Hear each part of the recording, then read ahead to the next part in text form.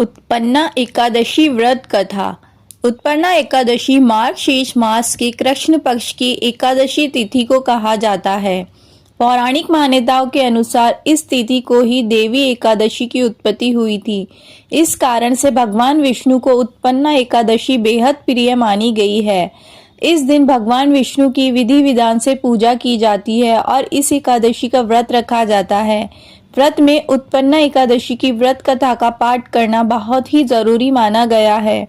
इस कथा का पाठ करने वाले को हर कार्य में सिद्धि प्राप्त होती है और सभी बिगड़े कार्य बन जाते हैं। आइए अब सुनते हैं उत्पन्ना एकादशी व्रत कथा। उत्पन्ना एकादशी भगवान विष्णु को बेहद प्रिय है। इस दिन देवी एकादशी की उत्पत्ति होने की वजह से यह तिथि श्री हरि की पूजा पाठ के लिए बहुत खास मानी जाती है। विधि विधान से उनकी पूजा करने और व्रत कथा का पाठ करने से आपके सभी कार्य सिद्ध होते हैं और आपको विष्णु भगवान का आशीर्वाद प्राप्त होता है।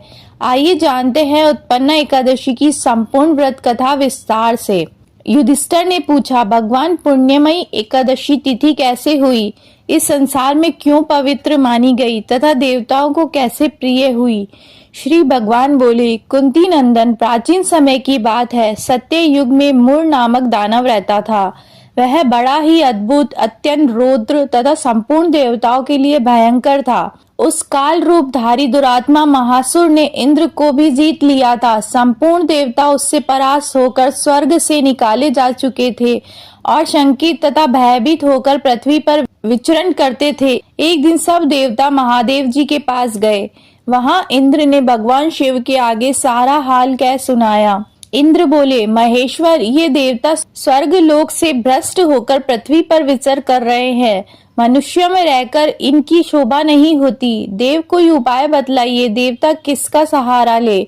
महादेव जी ने कहा, देवराज, जहाँ सबको शरण देने वाले, सबकी रक्षा में तत्पर रहने वाले, जगत के शरण देने वाले, सबकी रक्षाएं तत्पर रहने वाले, जगत के स्वामी भगवान गरुड़ ध्वज विराजमान है, वहां जाओ, वह तुम लोगों की रक्षा करेंगे। भगवान श्री कृष्ण कहते हैं, युधिष्ठिर महादेव जी की बात सुनकर परम बुद्धिमान देवराज इंद्र संपूर्ण देवताओं के साथ वहां गए। भगवान गदाधर क्षीर सागर जल में सो रहे थे। उनका दर्शन करके इंद्र ने हाथ जोड़कर स्तुति आरंभ की। इंद्र बोले, देवेश्वर, आपको नमस्कार है। देवता और दानव दोनों ही आपकी वंदना करते हैं। पुंडरीकाक्ष, आप दैत्यों के शत्रु है। मधुसूदन, हम लोगों की रक्षा कीजिए। जगन्नाथ, संपूर्ण देवता मूर नामक दानव से भयभीत होकर आपकी शरण में आए हैं। भक्त वत्सल, हमें बचाइए। देव देवेश्वर, हमें बचाइए।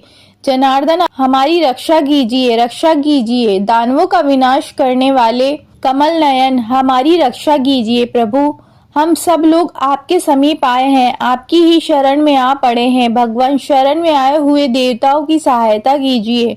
आप ही पति, आप ही मति, आप ही कर्ता और आप ही कारण हैं।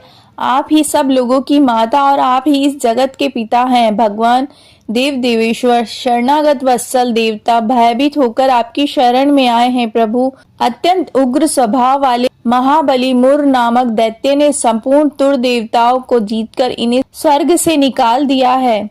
इंद्र की बात सुनकर भगवान विष्णु बोले, देवराज, वह दानव कैसा है, उसका रूप और बल कैसा है तथा उस दुष्ट के रहने का स्थान कहाँ है। इंद्र बोले, देवेश्वर, पूर्व काल में ब्रह्मा जी के वंश में तालजंग नामक एक महान असुर उत्पन्न हुआ था, जो अत्यंत भयंकर था। उसका पुत्र मूर दानव के नाम से विख्यात हुआ। वह भी अत्यंत उत्कट, महापराक्रमी और देवताओं के लिए भयंकर है। चंद्रावती नाम से प्रसिद्ध एक नगरी है, उसी में स्थान बनाकर वह निवास करता है। उस दैत्य ने समस्त देवताओं को परास्त करके स्वर्ग लोक से बाहर कर दिया है। उसने एक दूसरे ही इंद्र को स्वर्ग के सिंहासन पर बैठाया है। अग्नि, चंद्रमा, सूर्य, वायु तथा वरुण भी उसने दूसरे ही बनाए हैं। जनार्दन, मैं सभी बात बता रहा हूँ, उसने सब कोई दूसरे ही कर लिए हैं। देवताओं को तो उसने प्रत्येक स्थान से वंचित कर दिया है। इंद्र का कथन सुनकर भगवान जनार्दन को बड़ा क्रोध हुआ। वह देवताओं को साथ लेकर चंद्रावतीपुरी में गए। देवता ने देखा दैत्यराज बारंबार गर्जना कर रहे हैं। उससे परास्त होकर संपूर्ण देवता 10 दिशाओं में भाग गए हैं। अब वह दानव भगवान विष्णु को देखकर बोला, खड़ा रह।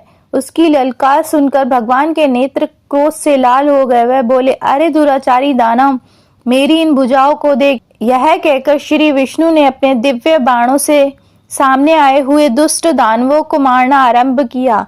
दानव भय से विहल हो उठे। पांडु नंदन तत्पश्चात श्री विष्णु ने दैत्य सेना पर चक्र का प्रहार किया। उससे छिन्न भिन्न होकर सैकड़ों योद्धा मौत के मुंह में चले गए। इसके बाद भगवान मधुसूदन बद्री का आश्रम को चले गए। वहां सिंगावती नामक गुफा थी जो 12 योजन लंबी थी। पांडु नंदन उस गुफा में एक ही दरवाजा था। भगवान विष्णु उसी में सो रहे थे। दानव मूर भगवान को मार डालने के उद्योग में लगा हुआ था। वह उनके पीछे लगा रहा। वहां पहुंचकर उसने भी उसी गुफा में प्रवेश किया। वहां भगवान को सोते देख उसे बड़ा हर्ष हुआ। उसने सोचा, यह दानव को भय देने वाला देवता है, अतः निस्संदेह ही मैं इसे मार डालूंगा। युधिष्ठिर दानव के इस प्रकार विचार करते ही भगवान विष्णु के शरीर से एक कन्या प्रकट हुई, जो बड़ी ही रूपवती, सौभाग्यशाली तथा दिव्य अस्त्र शस्त्रों से युक्त थी। वह भगवान के तेज के अंश से उत्पन्न हुई थी। उसका बल और पराक्रम महान था। युधिष्ठिर, दानव राजमुर ने उस कन्या को देखा। कन्या ने युद्ध का विचार करके दानव के साथ युद्ध के लिए याचना की। युद्ध छिड़ गया। कन्या सब प्रकार की युद्ध कलाओं में निपुण थी। वह मूर नामक महान असुर उसके हुंकार मात्र से राख का ढेर हो गया। दानव के मारे जाने पर भगवान जाग उठे। उन्होंने दानव को धरती पर पड़ा देखा और पूछा, मेरा यह शत्रु अत्यंत उग्र और भयंकर था, इसका किसने वध किया है? कन्या बोली, स्वामीन, आपके ही प्रसाद से मैंने इस महादैत्य का वध किया है। श्री भगवान ने कहा, कल्याणी, तुम्हारे इस कर्म से तीनों लोक, मुनि और देवता आनंदित हुए। अतः तुम्हारे मन में जैसी रुचि हो उसके अनुसार मुझसे कोई वर मांगो। देव दुर्बल होने पर भी वह वर मैं तुम्हें दूंगा, इसमें तनिक भी संदेह नहीं है। वह कन्या साक्षात एकादशी ही थी। उसने कहा, प्रभु, यदि आप प्रसन्न हो तो मैं आपकी कृपा से सब तीर्थों में प्रधान, समस्त विभ्रों का नाश करने वाली तथा सब प्रकार की सिद्धि देने वाली देवी हो जाऊं। जनार्दन, जो लोग आप में भक्ति रखते हुए मेरे दिन को उपवास करेंगे, उन्हें सब प्रकार की सिद्धि प्राप्त होगी। माधव, जो लोग उपवास न अथवा एक भुक्त करके मेरे व्रत का पालन फिर करेंगे, उन्हें आप धन, धर्म और मोक्ष प्रदान कीजिएगा। श्री विष्णु बोले, कल्याणी, तुम जो कुछ कहती हो वह सब पूर्ण होगा। भगवान विष्णु कहते हैं, युधिष्ठिर, ऐसा वर पाकर महाव्रता एकादशी बहुत प्रसन्न हुई। दोनों पक्षों की एकादशी समान रूप से कल्याण करने वाली है। इसमें शुक्ल और कृष्ण का भेद नहीं करना चाहिए। यदि उदय काल में थोड़ी सी एकादशी, मध्य में पूरी द्वादशी और अंत में किंचित त्रयोदशी हो तो त्रिस्पर्शा एकादशी कहलाती है। वह भगवान को बहुत प्रिय होती है।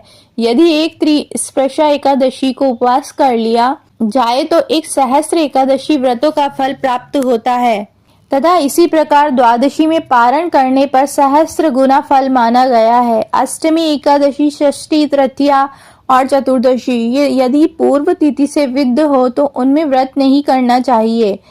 परवर्तिनी तिथि से युक्त होने पर ही इनमें उपवास का विधान है।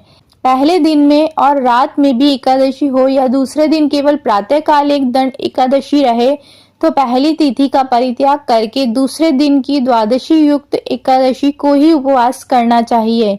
यह विधि मैंने दोनों पक्षों की एकादशी के लिए बताई है। जो मनुष्य एकादशी को उपवास करता है वह वैकुंठ धाम में, जहाँ साक्षात भगवान गरुड़ ध्वज विराजमान है, जाता है।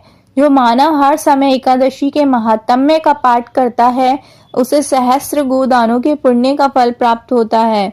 जो दिन या रात में भक्ति पूर्वक इस महात्म्य का श्रवण करते हैं वह निसंदेह ब्रह्म हत्या आदि पापों से मुक्त हो जाते हैं। एकादशी के समान पाप नाशक व्रत दूसरा कोई नहीं है।